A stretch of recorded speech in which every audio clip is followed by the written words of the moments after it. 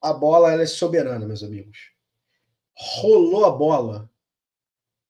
Se o dirigente é corrupto, se o estádio está cheio ou está vazio, se a televisão está passando ou não está passando, se o time está com a camisa 3 ou com a camisa 2, se o time é reserva ou titular, se está chovendo ou está sol.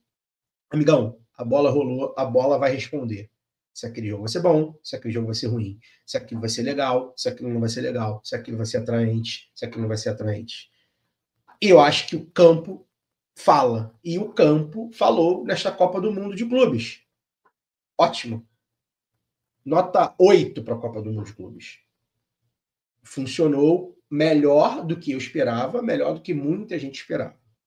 Não é a Copa do Mundo de clubes que muita gente acha que deveria ser. Em que sentido? Não sei, quero esperar para ver se foi esse sucesso retumbante todo. Tipo, você vê balanço, grana, outros países como lidaram, né? No Brasil, para os times que participaram, de uma maneira geral, na bolha do futebol, da galera que acompanha o futebol, que é uma bolha imensa, né? A maior bolha do Brasil, a bolha do futebol, pegou. Quando a Globo chega e fala assim, vou passar 60 jogos, 54 jogos dos 64. Quando a Cazé TV passa e acompanha e faz cobertura diária com programas diários. Quando os outros canais repercutem aquilo, porque a gente está falando principalmente de 4 brasileiros.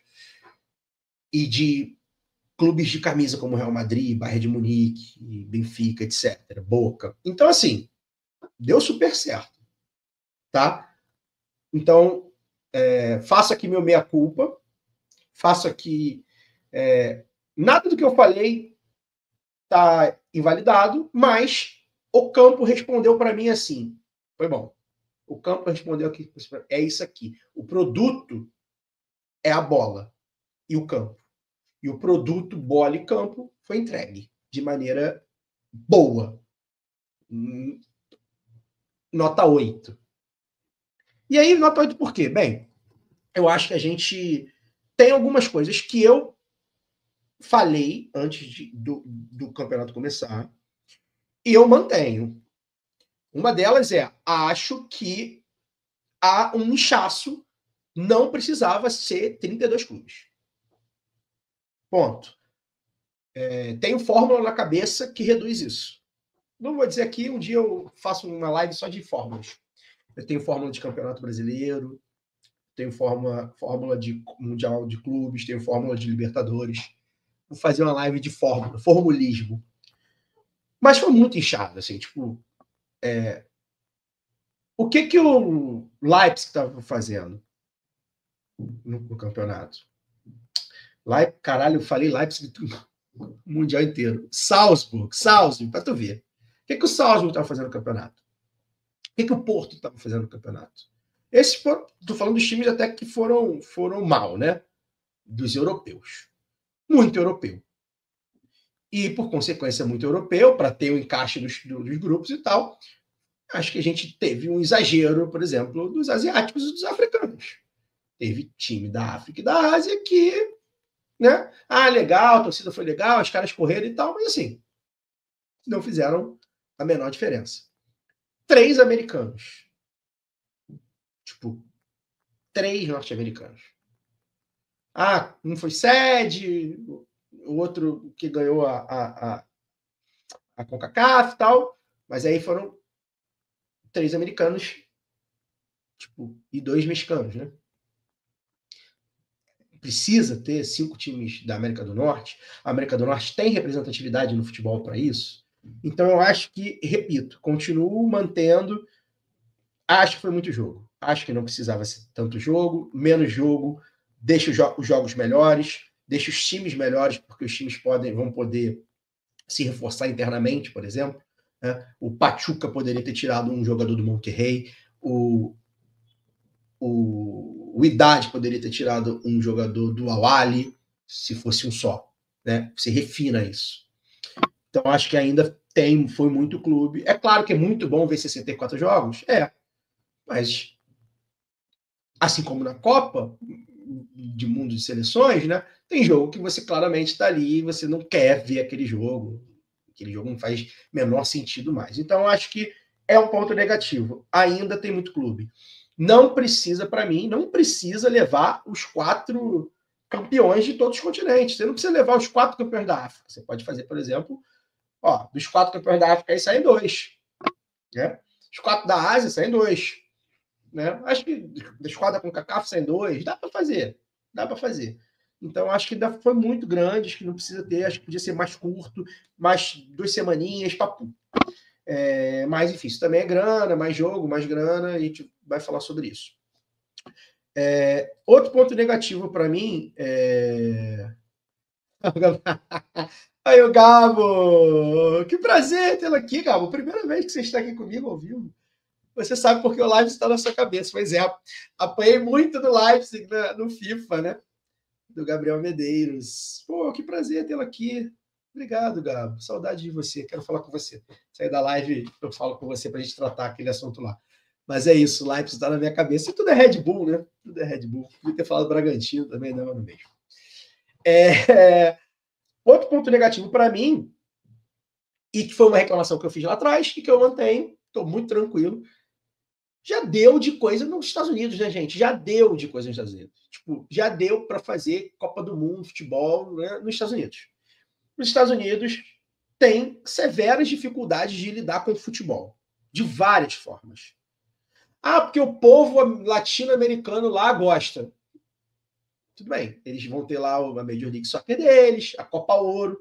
Os caras sediaram uma Copa do Mundo de Clubes, a primeira, que foi um torneio, como eu falei, bem entregue, com o campeonato deles rolando. O campeonato deles 10 dias depois começou, voltou, né?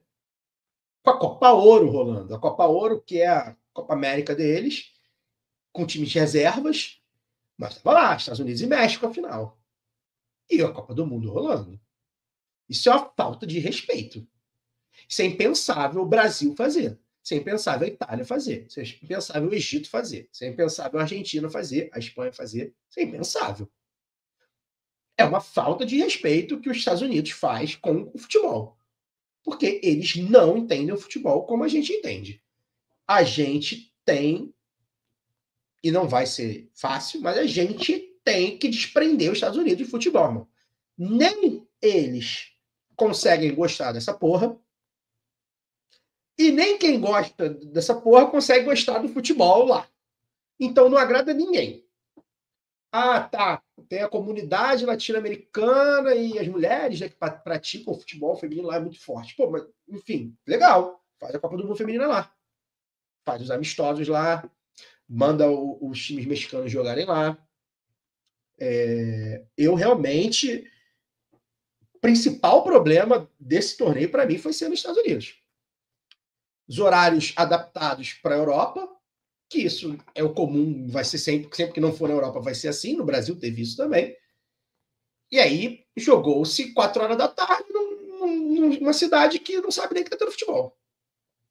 Que se é no Brasil, os jogos 4 da tarde, a cidade que vai sediar aquele jogo vai ter feriado, ponto facultativo, esquema especial para levar as pessoas e trazer as pessoas. Lá, os caras simplesmente cagam. Então, você não vai dar um feriado em Nova Jersey para ver um Real Madrid PSG. O Brasil, certamente, seria ponto facultativo em Belo Horizonte para movimentar 50 mil pessoas e botar lá no Mineirão. Estou falando do Brasil, mas isso acontece na Europa também. É comum horários reduzidos, né? Se reduz o horário de expediente para poder levar as pessoas ao estádio. Então, assim, os Estados Unidos cagou para isso. Os estádios muito grandes, isso teve uma informação que o pessoal do Meio Campo, do canal que eu sigo, o podcast que eu sigo maravilhoso, recomendo, deu uma informação que o escritório da FIFA nos Estados Unidos falou assim, faz a primeira fase nos estádios da MLS, são menores. Teve Orlando, 20, 30 mil. E os jogos principais, maiores, que vai ver que vai dar europeu contra europeu, faz nos estádios da NFL, de 70, 80 mil. A FIFA da Suíça falou, não, vamos fazer nos estádios grandões. E deu o que deu. Estádios vazios. Estádios vazios não significa prejuízo financeiro, porque o produto é para televisão. Mas, enquanto produto, aquilo ali fica mal visto. É feio você ver um estádio de 70 mil pessoas com 30. Estados Unidos não tem que sediar mais nada. É óbvio que isso aqui é alguém que está falando de coração. Vai lá falar para a FIFA não sediar nos Estados Unidos, né? A Budweiser botando sei lá quantos milhões, né? Enfim. Mas eu acho que isso jogou contra o Mundial de Clubes, ter sido nos Estados Unidos. Poderia ter sido muito melhor se fosse em uns 10 ou 15 ou 20 países que vivem o futebol e que entendem o futebol como algo que é para a sociedade. Eles não vivem assim. Eu lamento muito. E dentro disso, os protocolos, né? A coisa do protocolo das chuvas me parece avançado, me parece algo correto de ser feito, mas que muito duro, né? Muito pouco a margem de manobra. Isso a FIFA também pode ajudar a manobrar. Acho que a FIFA também deixou rolar. Acho que para a Copa do Mundo acho que vai ser um pouco diferente. Mas que atrapalhou, verdade seja dito, tipo, chovia, praticamente teve um jogo na chuva. Depois chovia, tinha problema lá com o raio. Coisas do clima, da cidade, do estado, do país, mas que até isso joga contra, né? Até isso joga contra o futebol dos Estados Unidos. E eu acho que o outro ponto negativo é a tal da entrada americana, né? Estilo NBA, aquilo ali é o anti-futebol. E é uma prova de que quando eles mexem no futebol, quando os americanos mexem com soccer, nem os americanos passam a gostar do soccer, nem quem gosta do futebol passa a gostar dos americanos organizando futebol. Então, é muito ruim, muito chato, nada a ver, não combina. 22 jogadores para ficar narrando, que é horrível. Então, acho que isso jogou contra também. Acho que isso é um detalhe, é uma filigrana, mas que jogou contra. A gente vai lembrar dessa Copa do Mundo por isso. E, por fim, eu acho que o outro ponto negativo, que é uma discussão que eu estava tendo até com o Gabriel esses dias, é a coisa da Copa Intercontinental, né? O que você vai fazer com o calendário da Copa Intercontinental? O que vai virar a Copa Intercontinental? Eles querem manter, mas vai fazer sentido manter? Assim, tipo, o PSG agora, às portas de ser campeão mundial da Copa do Mundo, e ele é campeão da Champions, né? Vai fazer sentido ele ir como campeão do mundo e campeão da Champions para esse Intercontinental? Vai fazer sentido você ter um torneio com 6 jogos em uma semana? Vai ficar redundante? Vai ficar apertado para os europeus mesmo, ainda que o europeu faça só um jogo, mas aí vai ter que viajar para casa do cacete e já está reclamando que está fazendo muito jogo aqui e tal. Então, acho que o Intercontinental perde, e eu acho que o modelo do Intercontinental é um bom modelo. Eu acho que é um bom modelo. Para ele ser anual, acho que ele faz sentido. Mas ele perdeu razão de ser, acho que financeiramente, talvez, esportivamente, em termos de calendário, de tempo, acho que realmente é um dos pontos negativos que a gente perde esse torneio, que de alguma forma está consolidado, né? Ele nunca pegou como se imaginava, mas ele está consolidado. São 20 anos desse torneio aí, né? E eu acho que agora, até com o europeu entrando só na final, eu acho que faz sentido o europeu só na final. Embora eu ainda colocaria os sul-americanos nas semis, né?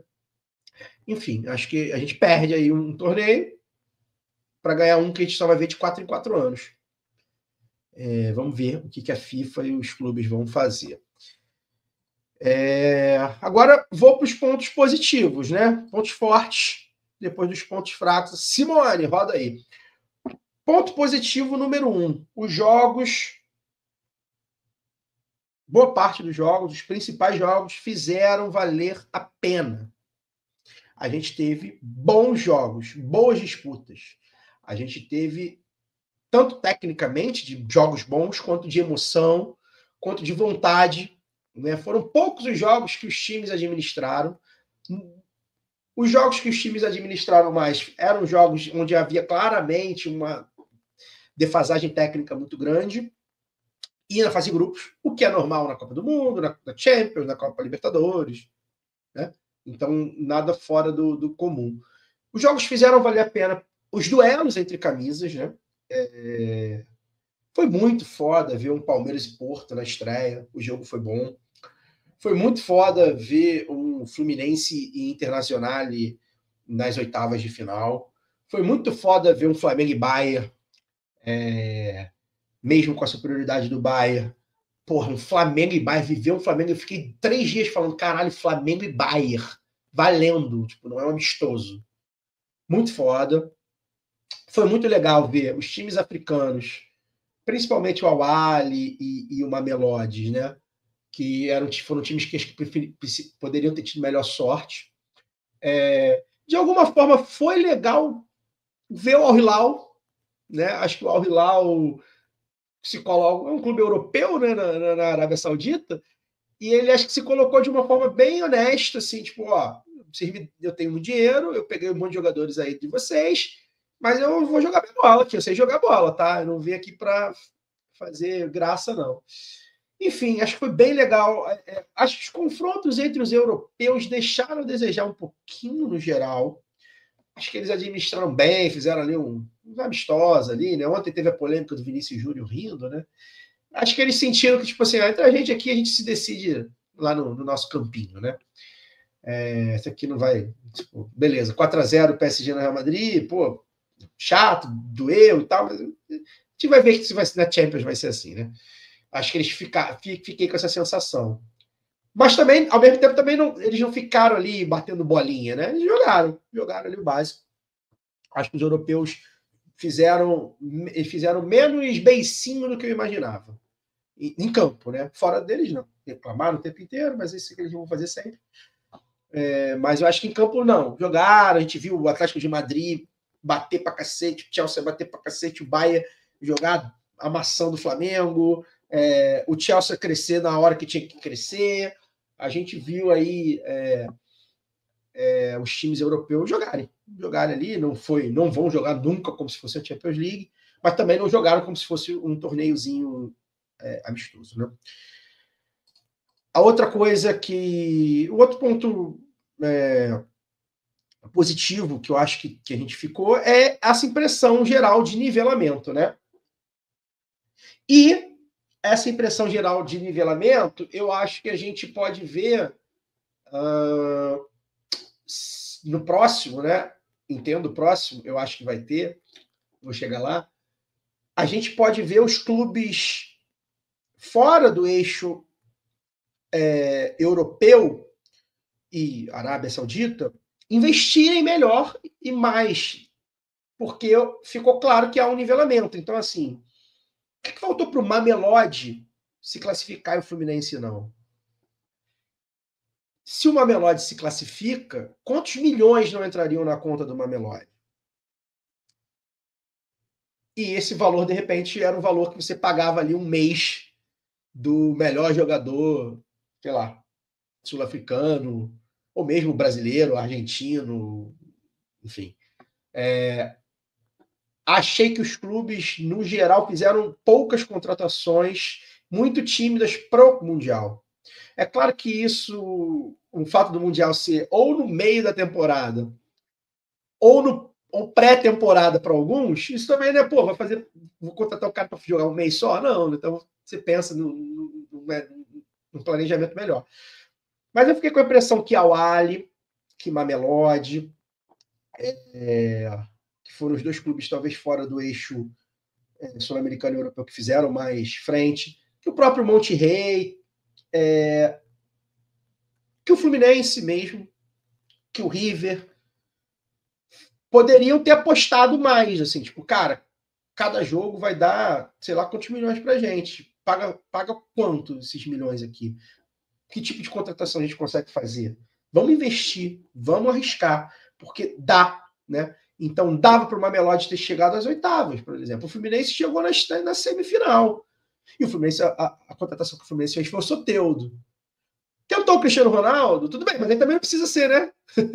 Cristiano Ronaldo, Neymar e Soteldo, né? O Fluminense poderia ter investido melhor, mas o Fluminense não sabia que dava para fazer jogo com o Borussia Dortmund, com a Inter e com o Al Hilal e ganhar. Então, eu acho que esse é um ponto positivo. Daqui a 4 anos, eu acho que a gente vai ver os clubes investindo mais ou usando mais na hora de contratar. Porque, tipo assim, o Mamelodi vai olhar para o time da Sul-Americana e vai falar, irmão, dá para chegar, se eu fizer aqui 2 contratações, consigo te ganhar e vou arriscar. O Al-Ahly vai olhar o segunda prateleira da Europa e vai falar, dá para ganhar, vou contratar aqui um camarada, pagar aqui nem que seja um mês dele e vamos embora. Então, acho que isso é um ponto positivo. Acho que os clubes não esperavam, né? Foram lá, né, para fazer, alguns deles foram lá para participar e viram que podiam competir, e aí faltou material humano. A outro ponto, eu falei aqui, né? Esse ponto aqui que eu anotei, eu falei, os europeus levaram menos de treino do que parecia, né? E de fato, assim, tipo, o Atlético de Madrid não pode dizer que treinou. Foi eliminado, mas tentou. Não conseguiu. O Porto não pode dizer que foi pré-temporada. Os clubes menores, principalmente, o Benfica, né, o time a famosa segunda prateleira da Europa, os times de Portugal, não podem dizer que levaram, né, na maciota. Eu acho que o Dortmund talvez seja que tenha levado mais, saco cheio. Mas é um jeito também do Dortmund jogar, não é um time muito confiável. O Chelsea é a mesma coisa, tipo, o Chelsea às vezes pareceu meio enfadado, mas é o jeito que jogou a temporada inteira, né? Fazia bons jogos, outros não. E principalmente o Chelsea, assim, não dá para dizer que o Chelsea não tentou. Né? Chegou na final porque tentou, chegou de onda. Né? O Real Madrid talvez possa ter feito ali uns testes, né? Acho que o jogo contra o PSG deixou bem claro que eu acho que o Xabi Alonso fez um teste ali, não levou ali ao pé da letra. Mas acho que foi exceção. Assim, os times, no geral, os times da Europa jogaram para valer mesmo. Assim, tipo, a gente precisa ganhar, mostrar aqui que a gente vamos fazer nossos testes e tal, mas assim, vamos ganhar. Isso foi bom. E, por fim, eu acho que assim, não houve nenhum senão, né? Foi uma Copa do Mundo, tirando essa coisa do protocolo de clima, de chuva e tal, de trovão, foi uma Copa do Mundo que não houve nenhum senão, não teve nenhuma vírgula, assim, nossa, pô, teve uma grave intercorrência, alguma coisa que aconteceu que vai botar em xeque a credibilidade, ou que vai botar em xeque a existência de uma próxima Copa. Eu demorei a acreditar que ia ter essa Copa, porque não tinha sido vendido cota, porque não tinha sido vendido TV, isso tudo é de um ano para cá. Os times europeus falavam que não ia, porque o calendário estava isso, então eu falei, cara, capaz de não ter. E depois que se confirmou, né, 6 meses aí, sortearam e tal, eu falei, vai ter. Eu falei, cara, não sei se vai ter em 2029. E me parece que vai ter em 2029. Eles vão dar mais uma chance. A gente vai precisar ver o balanço financeiro, as audiências, como é que ficou para a Europa, como é que repercutiu para as marcas, nas redes. Isso eu não vi nada disso por enquanto, tá? Se tiver aí, até deixem aí, indiquem aí para mim, porque eu não vi nada disso. Eu vi gente dizendo que a FIFA deve arrecadar o dobro do que gastou de premiação. A FIFA gastou 1 bilhão de premiação, deve arrecadar 2 de dólares, né? Agora, é importante que se diga também que essa é uma aposta